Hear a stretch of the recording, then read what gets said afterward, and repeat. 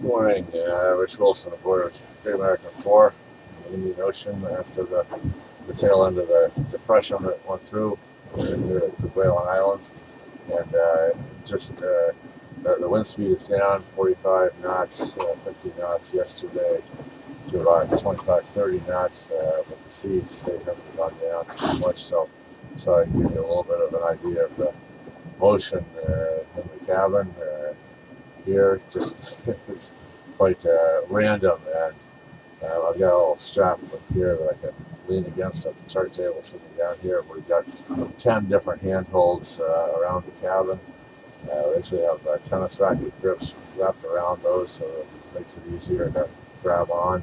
Got some more friction there, and get an idea of what the motion of the boat is in these seas. And I said the sea state takes a while to come down. Had about 15 to 20 foot seas yesterday. The boat slowed down some, so the boat would go out a little more sail. It would help the speed, and it would help the steering as well. So the chart table bench here is the foreships, and this is where I sleep quite often. So if I roll out of the camera, it's I'm not going outside the chair. It's still here at that chart table environment, so that's good. And I can come back to this strap that's pretty good to lean against. So anyway, that's just a little bit of an idea of what's going on inside the boat, and things I can tell you that this has calmed down considerably since what was happening yesterday. It was pretty severe yesterday. Okay, signing off. Well, a very good day. Welcome to the Vendee Globe Live. It's day number 42 on the racecourse for this 8th edition of the Vendee Globe. No time to ponder the meaning of life in the Vendee Globe galaxy today. Unexpectedly tough conditions, in particular for Jeremy Bayou and Paul Mea. 6 miles apart, but getting over 50 knots of wind, and the low pressure moving with them. They're going to be in that situation for a while. Tough too for Alan Rura. He's been knocked down, had some damage to his mainsail track, and he too is going to face this same situation for a while. And all the while at the front, Armel the clearc'h moving steadily clearer of Alex Thompson. Special guest today, Marcus Hutchison, wearing the SMA colours, but also consultant to Enda O'Coineen. We're going to join Enda, hopefully. And on Skype from the ocean racing capital of Dorset, Steve White, who did the 2008-2009 epic Vendee Globe and finished in 9th place, and hopefully we'll connect him with Sebastien Destremau, who is sailing his old boat. Marcus, a very brief thought on this head-to-head between Jeremy Bayou and Paul Mea at the moment. It's all on. There's only 6 miles between them, but they talk on VHF. They do. They know each other very well. They've been playing a cat-and-mouse game since halfway across the Indian Ocean. Jeremy got ahead at one stage, then had some damage and had to go off to a calmer place to fix it all, was 250 miles behind and has come back in. The boats are actually sister ships. The only difference is that Jeremy's boat has been retrofitted with foils this winter, so by certain points of sail and certain conditions, it's got a significant edge over SMA. But the other thing that's significant is both of those boats were under different colours for the last race, Bonk Pop and Massif, and they were never very far apart in that race either. So it's kind of ironic. They would almost been exactly the same point at the same time 4 years ago. Yeah, that's right. That's right. So we'll watch how that develops. Let's have a look at the 3D situation, the fly through the fleet at midday today. So starting off on board with Jean Le Cam, he has 13 knots of breeze this morning and making 12 knots in 7th place. He's 49 miles behind Jean-Pierre Dick, 700 miles ahead of Thomas Riong. Jean Le Cam is chasing on the same line as Elias. Jean-Pierre Dick is 103 miles up to the north. This battle between Paul Mea and Jeremy Bayou, very close. Up the front, Alex Thompson there, and then 390 miles ahead is Armel Le Clearc'h on Banque Populaire. Thomas Riong is in the north, closer to Tasmania, just avoiding the worst of the low-pressure system that's passing below him. Louis Burton, moderate conditions, fast and steady is his maxim at the moment. Stéphane Le Diraison leads Nander Fa by 68 miles at the moment.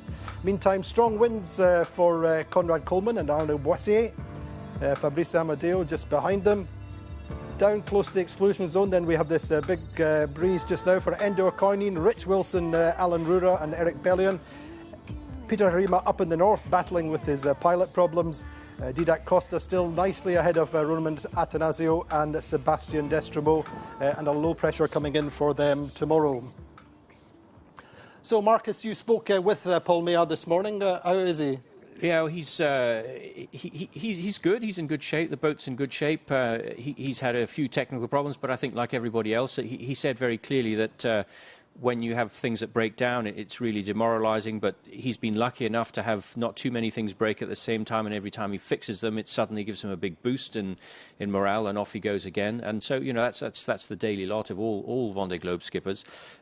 He's a bit frustrated with the fact that the weather isn't at all corresponding to what the forecasts, what they have on site is not at all what the weather files are supposed to be, and they're really navigating and sailing much more by feel than by any true faith in what the forecasts are giving them. And also, the two of them are side by side, obviously, and they're in the middle of a depression right now. But they realise that this depression is not moving faster than they are, so they're going to normally the depressions go a bit faster than the boats, and so after a day or two, it passes over them and they're out the back, and calm resumes, and they can fix things and get ready for the next one. But this one is moving at the same speed as them.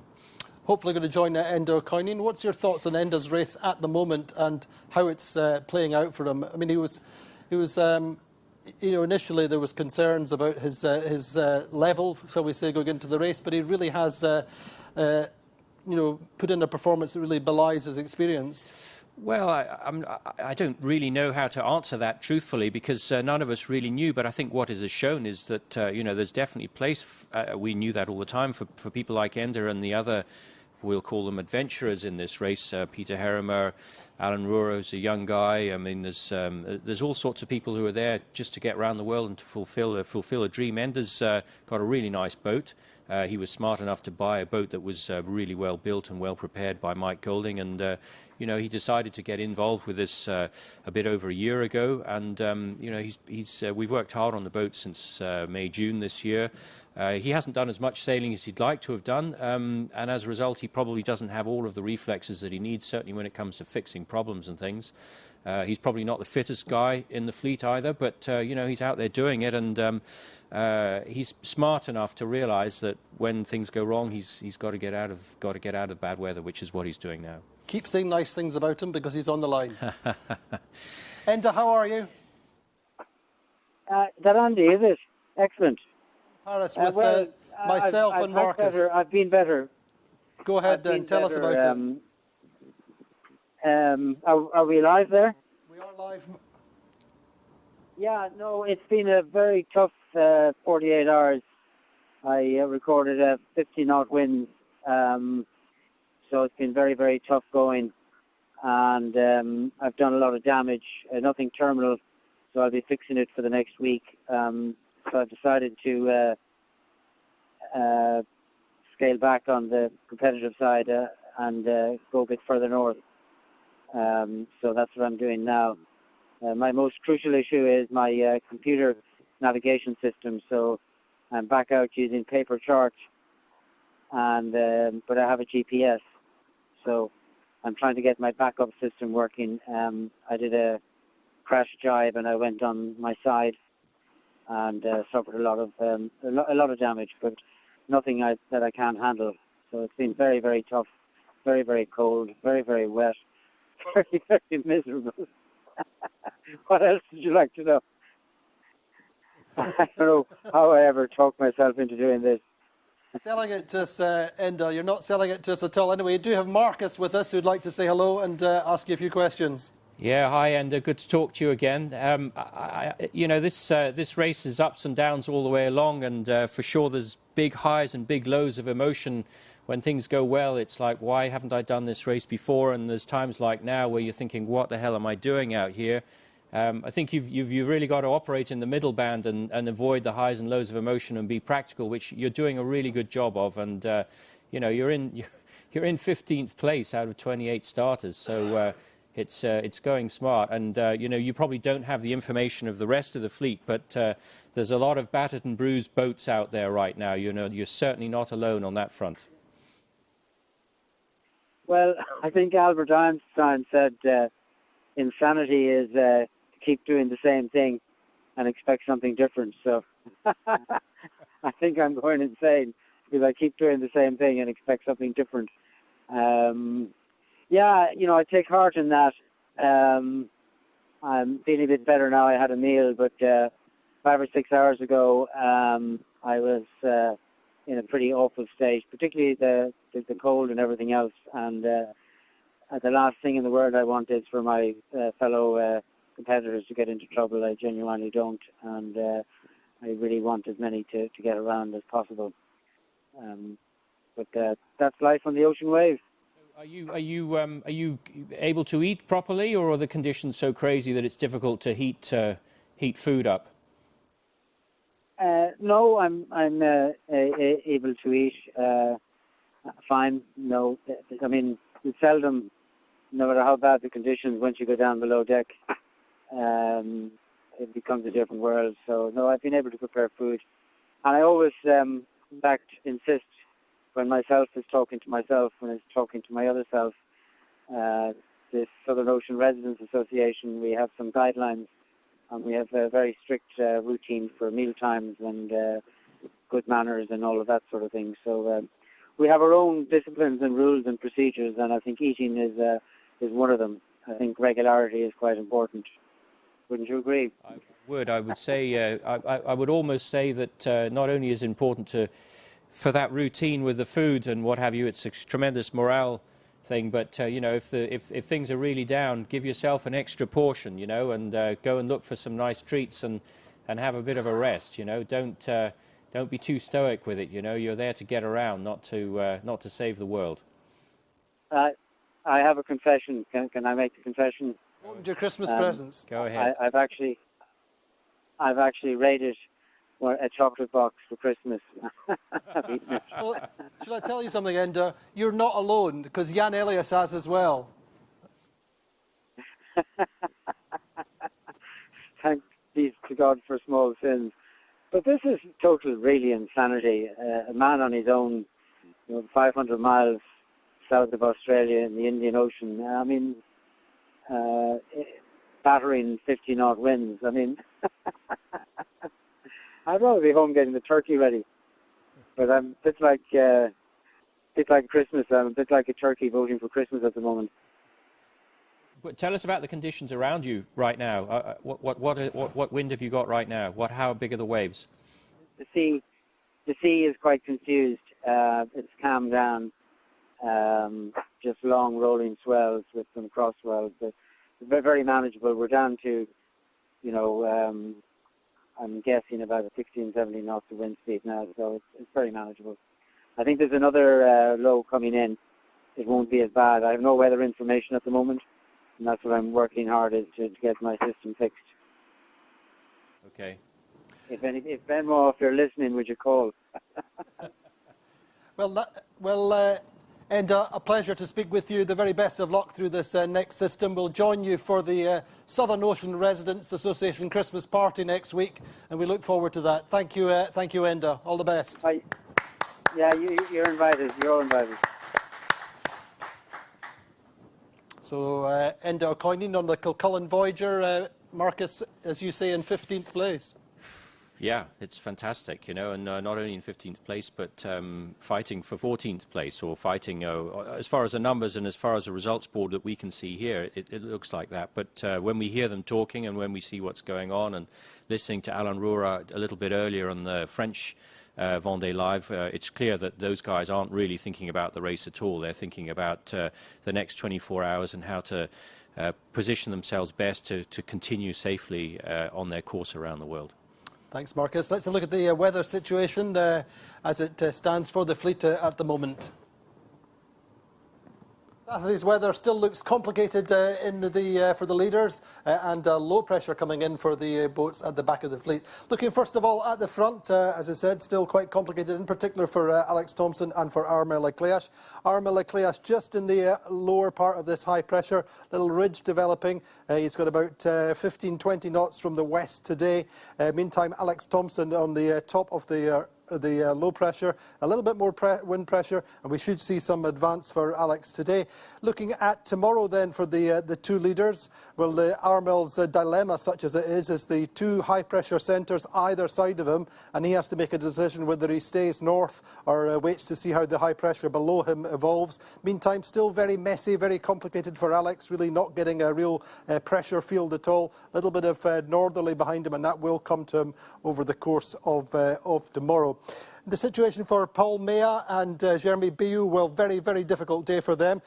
Quite a bit more wind than expected. They have about 50 knots reported this morning, and that's more than there is in the forecasts. Big, big seas. And then if we look at what happens for them tomorrow, for Biou and for Mea, they're still in the back of this low pressure. Should improve slightly, but very, very complicated and difficult 24 hours for them.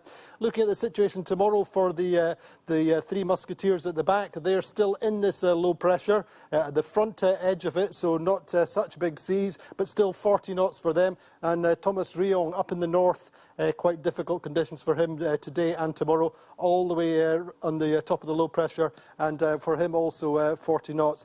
Then the situation in the Indian Ocean for the second part of the fleet. Well, this big low pressure, as we said, coming in from the west, and that's coming in. We can see today to start with. This is Didac Costa here in the blue. He's in a nice northwesterly flow, a little ridge, and then behind him that's Roman Atanasio and Sebastien Destremau.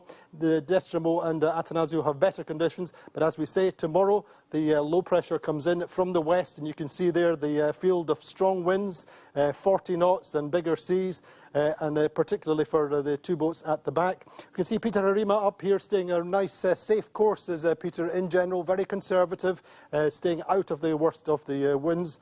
And then in the middle of the fleet, then on the curve of the low and underneath the high pressure system, not such bad conditions for them tomorrow, but as I say, still quite complicated at the front, and this low coming in tomorrow. So that's the weather situation for the next 24 hours as it stands at the moment. We have hopefully Steve White. Steve, as many people will remember, did the epic 08-09 race on Toe in the Water, and what a race it was. Steve, have you been watching this race? I have, yes. Yes, keeping me on the edge of my seat. And what are your thoughts compared to your race? Oh, the pace is just outstanding at the front. It's a real mixture of people doing it as well. I mean, there's entertainment and interest on every level, really. The foilers, if I do it again, which I sincerely hope I will, I have to have a foiler. But it's the future, isn't it? It's just working out so much better than I thought it was going to. And when we look at Sebastien Destremau's race aboard your old boat, what are your thoughts there? Well, I'm glad he's hanging in there, and it's keeping going. I mean, the boat was obviously, it's eight years older than when I did my race, and it's passed through various people's hands and maybe hadn't been that well looked after until he got it. He had all these issues with dismastings and has come through the other side very well, and he's still up and running and hanging in there, which is great. So, Steve, so you have ambitions to do the race again at some point? Oh, crikey, yes. I would have been out there this time and last time, and certainly, well, hopefully the next time. I'm not too old yet. But when you look at the races of, for example, Nandor Fa and for Rich Wilson and guys like that, it's a much more inclusive race, and there are opportunities all the way through life. They are, yes. I think there comes a point where your expectations of being on the podium are going to be reduced, and I mean, I'm probably in better physical shape than I ever have been, and it's a sport that you get better at as you get older, and I think I'm at the point where this time now and next time where I've got my best chance of doing well. And Steve, your race has certain similarities with Seb, where you spent a lot of time fixing things. Yes, well, as you know, we didn't get our money until 2.5 weeks before the start, before the actual start date, not arriving in Le Sard de Lon. It literally arrived three days after we tied up, in Les Ardents, and we had the boat out of the water and mast out, anti-fouling, electronics all stripped out. It was chaos, so I can completely relate to the place that he's in. And luckily for me, I'd been doing corporate sailing on that boat, and I'd done a lot of miles, and had already had a rough idea of the kind of things that broke, and was carrying spares of most things, including a spare starter, though I'm not going to tell him that because that'll upset him. So I was, even though lots of things broke, I was prepared for pretty much every eventuality. Lots of glue, lots of carbon. Steve, we're going to have a very quick look at Sebastien Destremau's latest video from on board. As you know, a larger-than-life character, and this is Sebastien Destremau on his boat yesterday. Noi è la pastacciutta italiano. La pasta, not just la pasta è la pasta, le linguini dei Turini. Turini, sì, Napoli. Pasta, voilà, e ecco, e voilà. Ah.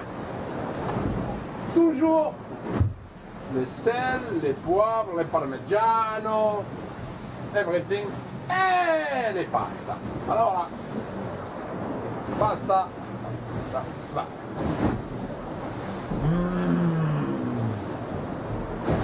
Regarde-moi ça. Ouh là là là là là là.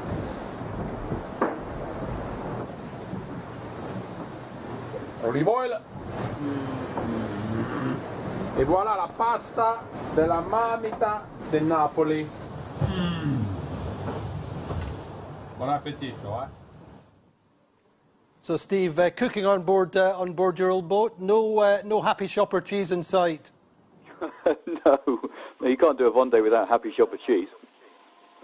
Anyway, hopefully we have Sebastien Destremau joining us. Seb, how are you today?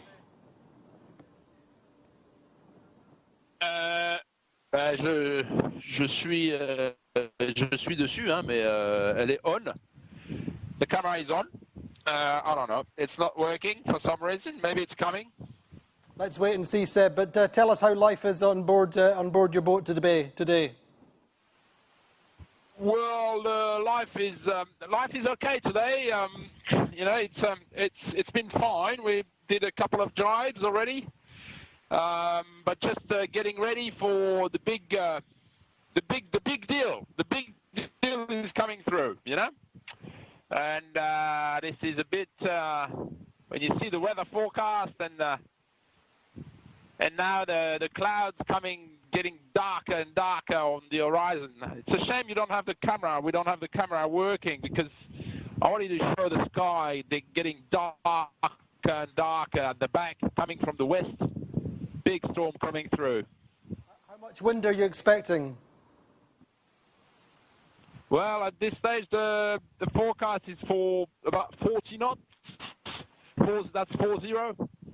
That's like that's the grip, you know. So it could be anything between 40 and 50, I guess. So that's all right, you know. Like we're ready. The boat is ready for it, and I'm ready for it. So there's no problem, and that's why we're here for. You're here for. Anyway, listen, Seb, we have Steve White, who you may recall went round the Vendee Globe in your boat. He'd like to say hello.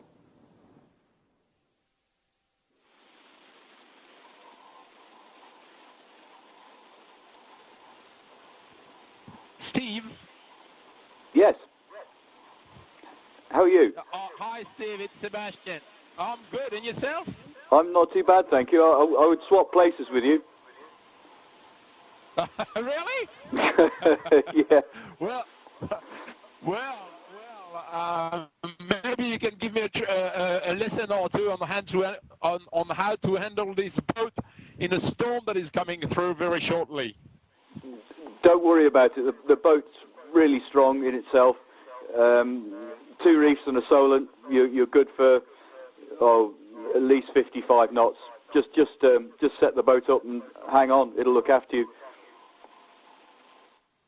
Yeah. Well, I've been trusting this boat with my life, so that's okay. I'm very confident in this boat. She's a good one. She's a good one. Yes, it is. Yeah, no nasty canting keels, nothing that moves about that shouldn't do. It'll be fine. Exactly. That's why I chose this boat. You know, like because she's simple, and she can handle anything. So you know, we had few issues with the rig, but now it looks like we sorted.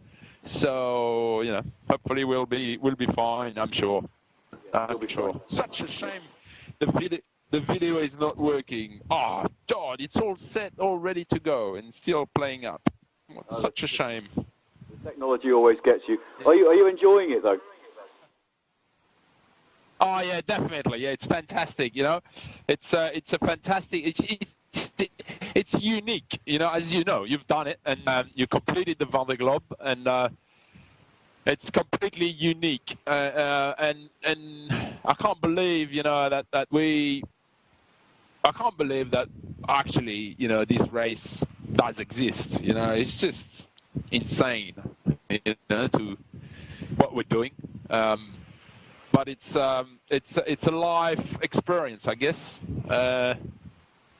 You know, doing this, going through the emotions and also the journey. You know, like it's not nothing to go around the world, as you know. It's just amazing, And I can't believe that I'm lucky enough to be out there. Well, I felt like that 99% of the way round during my Vendee Globe as well. You can actually say that you're one of the few people who knows that the world is round rather than having read it in a school book when you get back as well. Yeah, well, hey, I'm not there yet, you know, a long way to go. I'm only at the Kerguelen's Islands, so there's still a long way to go for me. But, yeah, hopefully, you know, we'll get there, hopefully, in one piece. That'll be good. That'll be fantastic. Soon the Indian Ocean will be behind you, and the Pacific will hopefully be kinder, and then you're just round the corner and home. That's it. Job done. Sounds so simple, eh? Sounds very simple when you've done it. Yeah, that's okay, great. Well, that's great. Well, you know, it's I'll be looking forward to to Christmas or Boxing Day when I pass the Lewin and home.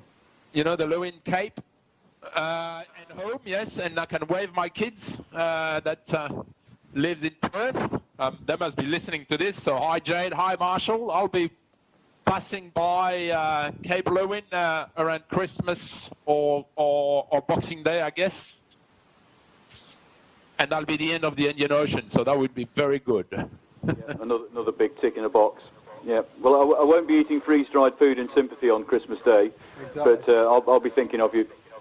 Good, Seb. Okay, thank you. Cheers. Yes. A real pleasure to speak with you. We'll catch you before Christmas, and good luck, good speed on board your boat.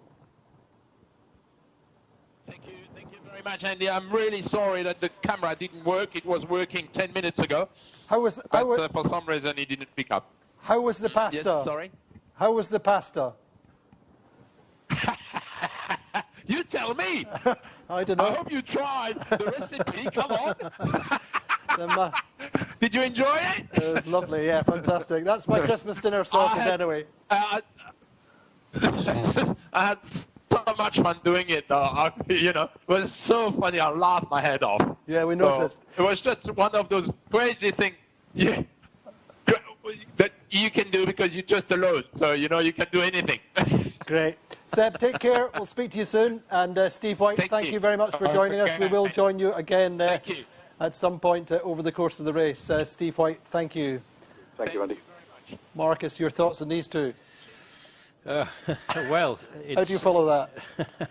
I enjoy the whole cooking thing, certainly to see them eating proper food, because it looks like Seb not only has taken fresh food or some dried foods, it's not freeze-dried food, but he's also got a fair few pots and pans on the boat as well there. So you can hear them rattling. Yeah, no, good on him, good on him. No, again, it's the richness of this race. It's something for everything. You know, the guys at the front would be, it's sacrilege to see all of that kind of thing going on, and the guys at the back were saying, hey, look, I'm here for my own reasons. But not only that, I mean, he's beside Roman Attanasio. They're both racing guys, you know, ultimately. They're both racing each other, and in fact, Seb is going roughly the same speed as Team Plastique, as the Benedetto in the last race. It's not that much slower. So thank you, Marcus. Join us again in the near future. That's us for the moment on our Vendee Globe Live. Sunday lunch tomorrow will be with none other than Michel Desjardins, 2-times winner of the Vendee Globe, whose company Mer Agité is responsible for a number of boats, including SMA and Enda O'Coineen and Eric Bellion. So join us tomorrow with Michel Desjardins. Thanks for joining us. Join us live tomorrow. As planned, the Vendee Globe's pack got the wind blast announced by the weather forecast. Cross sea and gusts of wind, particularly for the Southerners, the Irish Enda O'Coineen, the Swiss Alan Rura, and the American Rich Wilson. And top left here is the wind speed, 43 knots right there. The boat has been going so fast that we're keeping up with the storm. And what we want is we want the storm to go past us so that we can get out of it.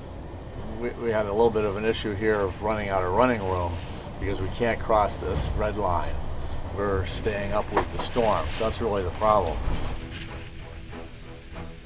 It's true we haven't been able to rest very much these last 3 days because even when we close our eyes, we have the pilot stress.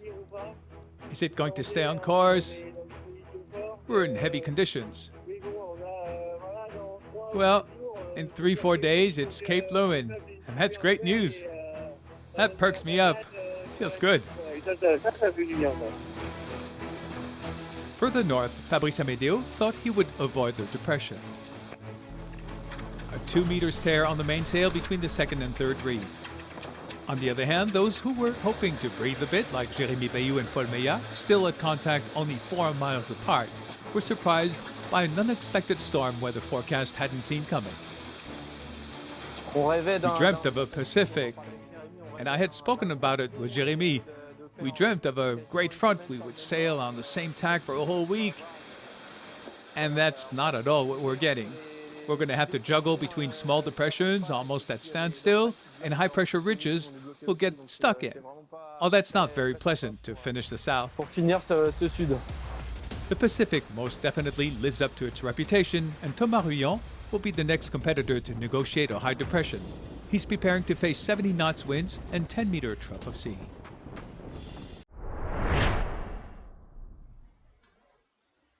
Ouais, salut Olivier, c'est Jean. Écoute, voilà, je sais pas si tu sais, mais je suis en train de faire le Vendée Globe là sur un bateau à voile.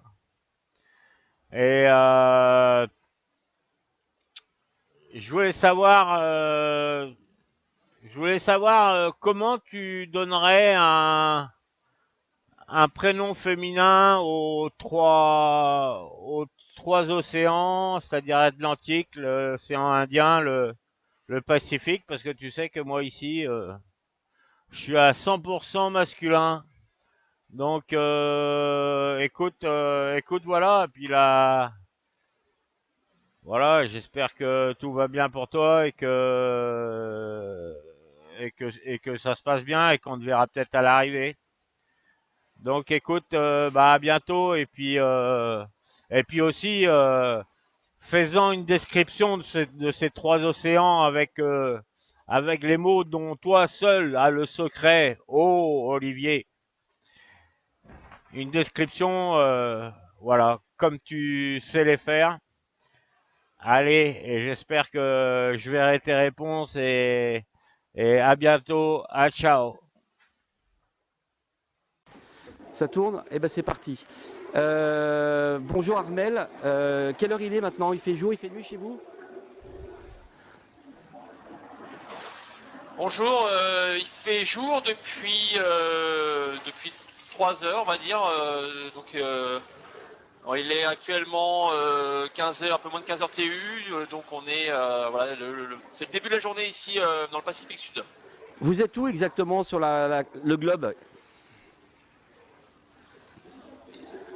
Alors on est quasiment au milieu du Pacifique Sud, entre la Nouvelle-Zélande et l'Amérique du Sud, le Chili. Pour repérer un petit peu, on va dire qu'on est dans l'axe de Tahiti, mais bien au sud, à 45-48 degrés sud Donc on est au milieu de nulle part, il n'y a pas grand monde ici qui passe dans ces contrées à part les animaux marins et quelques oiseaux. Comment va le bateau et comment va le marin?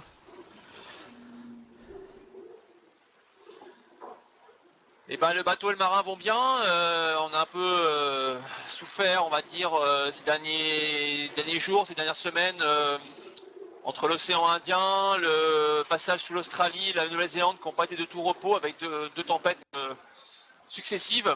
Ça a été assez difficile à vivre. On a eu des heures un peu compliquées avec de la mer forte et du vent très fort. Et il y a eu beaucoup de fatigue. Mais depuis, les conditions se sont améliorées et depuis, j'ai réussi à recharger un peu mes batteries au niveau du sommeil, au niveau de l'énergie. Et puis le bateau aussi soigner quelques petits bobos parce qu'il avait un petit peu souffert dans ces conditions-là, ce qui était logique. Hein.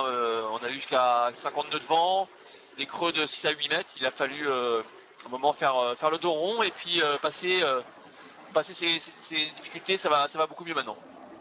Quand on est leader, quand on est en tête, d'ailleurs félicitations, est-ce qu'on est serein sur le Vendée Globe et est-ce qu'on craint la casse par exemple?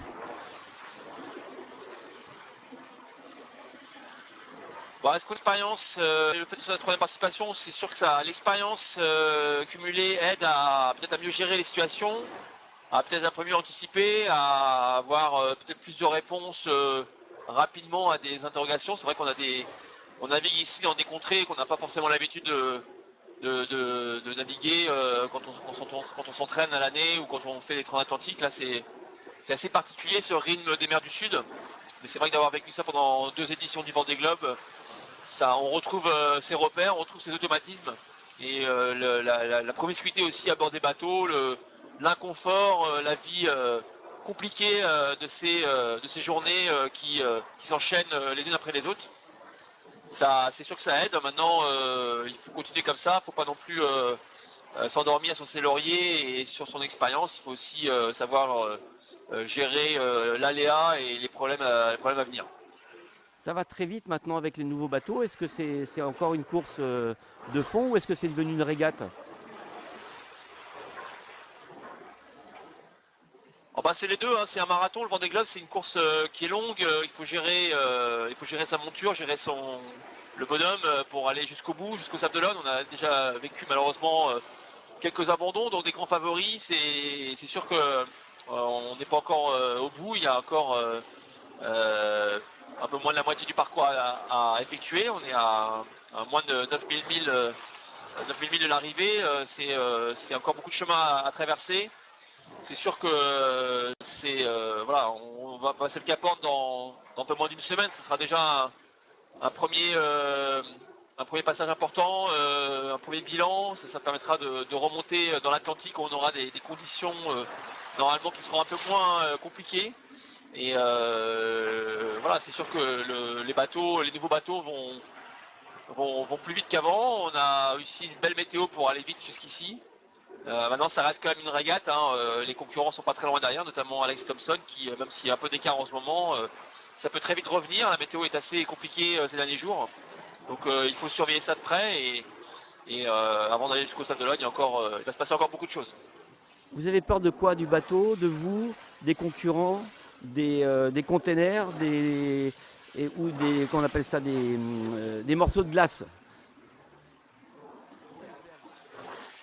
Je sais pas. Non, j'essaie de pas trop penser à ça. C'est sûr que je suis bien conscient qu'il peut arriver beaucoup de choses en très peu de temps. On l'a vu avec des bateaux, des concurrents qui ont dû abandonner à cause d'avoir heurté des ovnis dans l'eau. Et je sais que ça peut aussi m'arriver. Il faut savoir prendre ça en compte. Maintenant, la course continue et j'essaie de ne pas focaliser là-dessus. On verra. J'essaie de prendre au jour le jour, d'avancer étape par étape et d'essayer de surmonter les problèmes les uns après les autres. C'est ça l'objectif, c'est ça la quête du Vendée Globe. Ça progresse tout doucement, mais sûrement vers le but.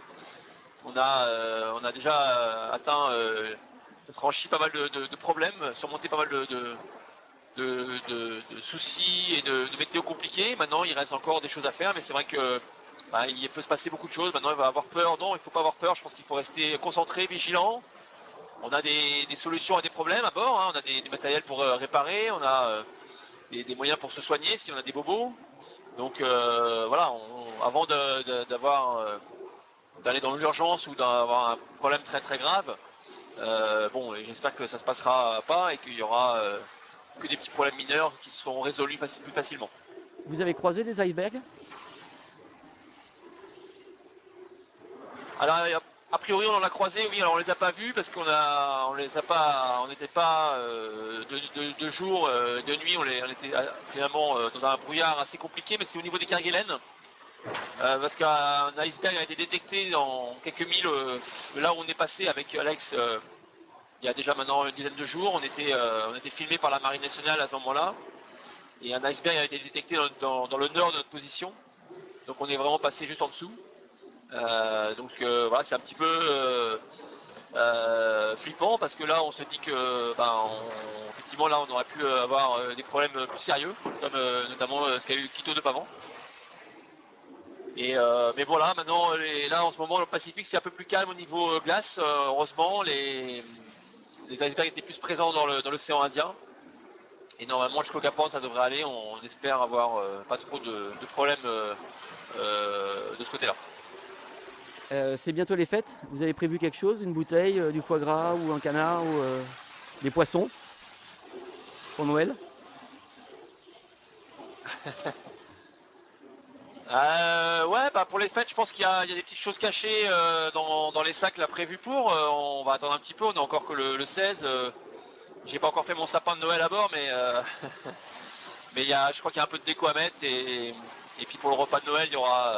J'avais demandé quelques petites choses à améliorer. Je crois qu'il y a du foie gras de prévu. Je crois qu'il y a même une petite bouteille de vin rouge à boire avec modération, mais voilà, de trinquer pour Noël sera sympa. Ça permettra de boire un petit peu de vin après presque 50 jours de mer. Et voilà, ce sera l'occasion aussi de célébrer, d'appeler la famille, de prendre des nouvelles aussi, de savoir comment ça se passe. Normalement, on aura passé le Cap Horn. C'est ce que j'ai demandé au Père Noël, c'est de passer le Cap Horn en tête. Donc on va voir si le Père Noël accepte ma demande. Un message pour la famille?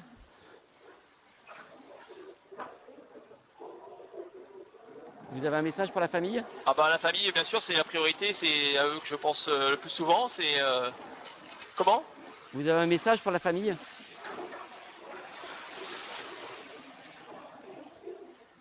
Ouais, un message, oui, un message. Je pense à eux très souvent. Il me manque énormément. C'est l'élément le plus compliqué à gérer finalement quand on est dans le Vendée Globe. Le reste, on va dire qu'on s'habitue et on gère les situations les unes après les autres, mais l'éloignement et ne pas être avec eux au quotidien, c'est compliqué à vivre. Maintenant, il y a le téléphone satellite, on arrive à avoir des petits contacts, ce qui nous permet de garder quand même une certaine intimité. Et puis on va vite se retrouver dans un peu plus d'un mois. Si tout va bien, on sera pas très loin des Sables d'Olonne et ce sera la fin de ce périple de longue haleine. Ça va pas trop vite aujourd'hui quand on est un solitaire? On n'a pas envie de faire comme les premières courses et de repartir tout seul sans téléphone naviguer?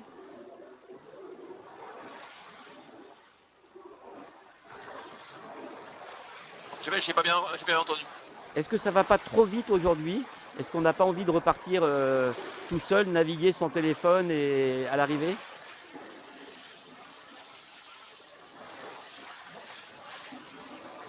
Ça a coupé?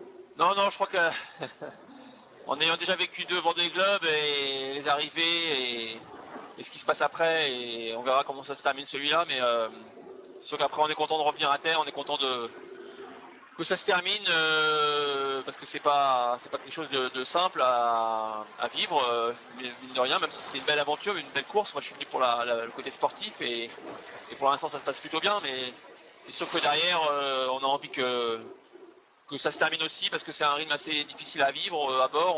On a envie de se poser un peu, de retrouver des choses plus humaines de la vie de tous les jours. Et le bateau ne me manquera pas. Le fait de pouvoir être de nouveau dans la vie active de tous les jours, ça fera aussi du bien. même si ici on est de temps en temps content et d'être loin de tous ces problèmes tracas de ce que peut y avoir en ce moment dans le monde et en France. Mais voilà, on n'est quand même pas des. Enfin, en tout cas pour ma part, moi je suis pas quelqu'un qui aime l'isolement et la solitude en priorité. Voilà, j'aime bien aussi être au contact des gens et je serais très content de retrouver ça. Merci Armel, bon courage pour la suite. À très bientôt. Merci, à bientôt. À très bientôt. Bye bye. Bye.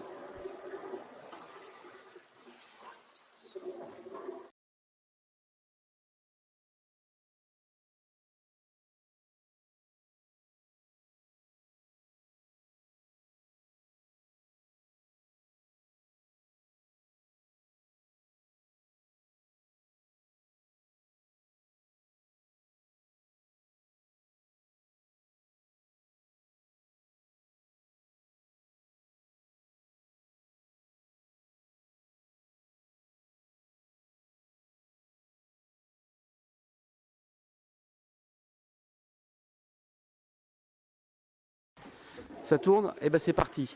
Bonjour Armel. Quelle heure il est maintenant? Il fait jour, il fait nuit chez vous? Bonjour, il fait jour depuis 3 heures, on va dire. Il est actuellement 15h, un peu moins de 15h TU, donc on est voilà, c'est le début de la journée ici dans le Pacifique Sud. Vous êtes où exactement sur le globe? Alors on est quasiment au milieu du Pacifique Sud, entre la Nouvelle-Zélande et l'Amérique du Sud, le Chili. Pour repérer un petit peu, on va dire qu'on est dans l'axe de Tahiti, mais bien au sud, à 45-48 degrés sud. Donc on est au milieu de nulle part, il n'y a pas grand monde ici qui passe dans ces contrées à part les animaux marins et quelques oiseaux. Comment va le bateau et comment va le marin?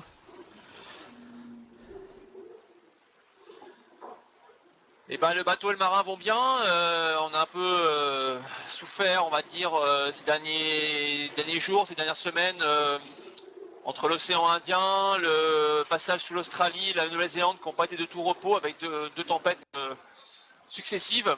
Ça a été assez difficile à vivre. On a eu des heures un peu compliquées, avec de la mer forte et du vent très fort. Et il y a eu beaucoup de fatigue. Mais depuis, les conditions se sont améliorées et depuis, j'ai réussi à recharger un peu mes batteries au niveau du sommeil, au niveau de l'énergie. Et puis le bateau aussi soigner quelques petits bobos parce qu'il avait un petit peu souffert dans ces conditions-là, ce qui était logique. Hein. On a eu jusqu'à 50 nœuds de vent, des creux de 6 à 8 mètres. Il a fallu un moment faire le dos rond et puis passer ces difficultés, ça va beaucoup mieux maintenant. Quand on est leader, quand on est en tête, d'ailleurs félicitations, est-ce qu'on est serein sur le Vendée Globe et est-ce qu'on craint la casse par exemple?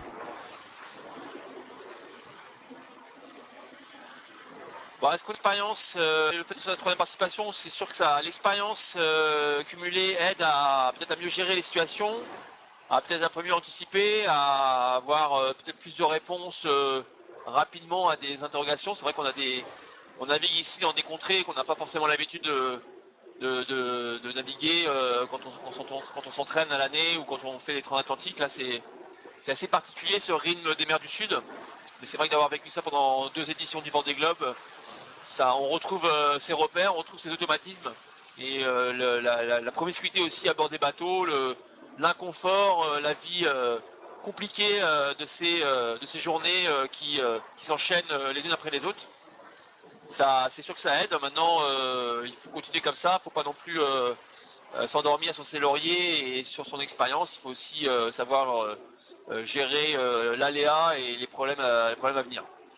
Ça va très vite maintenant avec les nouveaux bateaux. Est-ce que c'est encore une course de fond ou est-ce que c'est devenu une régate? C'est les deux, hein. C'est un marathon. Le Vendée Globe, c'est une course qui est longue. Il faut gérer sa monture, gérer le bonhomme pour aller jusqu'au bout, jusqu'au Sable d'Olonne. On a déjà vécu malheureusement quelques abandons, donc des grands favoris. C'est sûr que on n'est pas encore au bout. Il y a encore un peu moins de la moitié du parcours à effectuer. On est à moins de 9000 milles de l'arrivée. C'est encore beaucoup de chemin à traverser. C'est sûr que voilà, on va passer le Cap Horn dans un peu moins d'une semaine. Ce sera déjà un premier passage important, un premier bilan. Ça permettra de remonter dans l'Atlantique où on aura des conditions normalement qui seront un peu moins compliquées. Et voilà, c'est sûr que les nouveaux bateaux vont plus vite qu'avant. On a aussi une belle météo pour aller vite jusqu'ici. Maintenant, ça reste quand même une régate. Les concurrents sont pas très loin derrière, notamment Alex Thompson, qui, même s'il y a un peu d'écart en ce moment, ça peut très vite revenir. La météo est assez compliquée ces derniers jours. Donc il faut surveiller ça de près. Et avant d'aller jusqu'au Sable d'Olonne, il va se passer encore beaucoup de choses. Vous avez peur de quoi? Du bateau, de vous, des concurrents, des containers, ou qu'on appelle ça des morceaux de glace? Je sais pas. Non, j'essaie de pas trop penser à ça. C'est sûr que je suis bien conscient qu'il peut arriver beaucoup de choses en très peu de temps. On l'a vu avec des bateaux, des concurrents qui ont dû abandonner à cause d'avoir heurté des ovnis dans l'eau. Et je sais que ça peut aussi m'arriver. Il faudra, voilà, il faut savoir prendre ça en compte. Maintenant, la course continue et j'essaie de ne pas focaliser là-dessus. On verra. J'essaie de prendre au jour le jour, d'avancer étape par étape et d'essayer de surmonter les problèmes les uns après les autres. C'est ça l'objectif, c'est ça la quête du Vendée Globe. Ça progresse tout doucement, mais sûrement vers le but. On a déjà atteint, franchi pas mal de problèmes, surmonté pas mal de soucis et de météo compliquées. Maintenant, il reste encore des choses à faire, mais c'est vrai que il peut se passer beaucoup de choses. Maintenant, il va avoir peur. Non, il ne faut pas avoir peur. Je pense qu'il faut rester concentré, vigilant. On a des solutions à des problèmes à bord. On a des matériels pour réparer. On a des moyens pour se soigner si on a des bobos. Donc voilà, avant d'aller dans l'urgence ou d'avoir un problème très très grave, bon, j'espère que ça se passera pas et qu'il y aura que des petits problèmes mineurs qui seront résolus plus facilement. Vous avez croisé des icebergs? Alors, a priori, on en a croisé, oui. Alors, on les a pas vus parce qu'on n'était pas de jour, de nuit. On était finalement dans un brouillard assez compliqué, mais c'est au niveau des Kerguelen. Parce qu'un iceberg a été détecté dans quelques milles là où on est passé avec Alex il y a déjà maintenant une dizaine de jours. On était filmé par la Marine nationale à ce moment-là. Et un iceberg a été détecté dans le nord de notre position. Donc on est vraiment passé juste en dessous. Donc voilà, c'est un petit peu flippant parce que là on se dit que effectivement là on aurait pu avoir des problèmes plus sérieux, comme notamment ce qu'a eu Quito de Pavant. Mais voilà, maintenant là en ce moment le Pacifique c'est un peu plus calme au niveau glace. Heureusement les icebergs étaient plus présents dans l'océan Indien. Et normalement jusqu'au Cap Horn ça devrait aller. On espère avoir pas trop de problèmes de ce côté-là. C'est bientôt les fêtes. Vous avez prévu quelque chose? Une bouteille, du foie gras ou un canard ou des poissons pour Noël?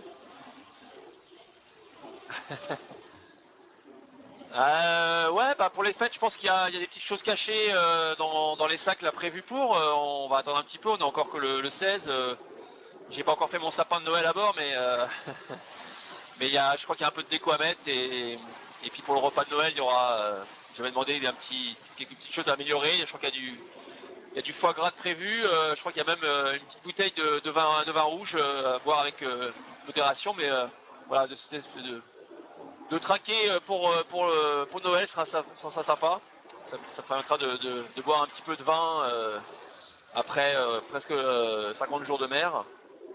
Et voilà, ce sera l'occasion aussi de célébrer, d'appeler la famille, de prendre des nouvelles aussi, de savoir comment ça se passe. Normalement, on aura passé le Cap Horn. C'est ce que j'ai demandé au Père Noël, c'est de passer le Cap Horn en tête. Donc on va voir si le Père Noël accepte ma demande. Un message pour la famille?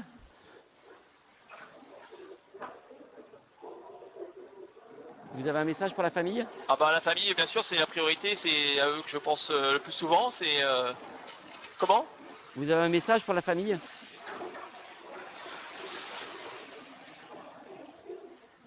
Ouais, un message, bah oui, un message. Je pense à eux très souvent. Il me manque énormément. C'est la chose, l'élément le plus compliqué à gérer finalement quand on est dans le Vendée Globe. Le reste, on va dire qu'on s'habitue et on gère les situations les unes après les autres. Mais l'éloignement et ne pas être avec eux au quotidien, bah, c'est compliqué à vivre. Maintenant, bah, il y a le téléphone satellite. On arrive à avoir des petits contacts, ce qui nous permet de garder quand même certaines intimité, et puis on va vite se retrouver dans un peu plus d'un mois. Si tout va bien, on sera pas très loin des Sables d'Olonne, et ce sera la fin de ce périple de longue haleine. Ça va pas trop vite aujourd'hui quand on est un solitaire? On n'a pas envie de faire comme les premières courses et de repartir tout seul sans téléphone naviguer?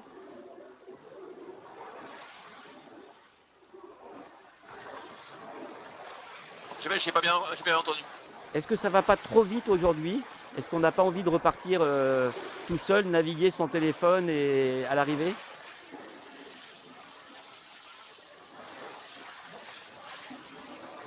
Ça a coupé?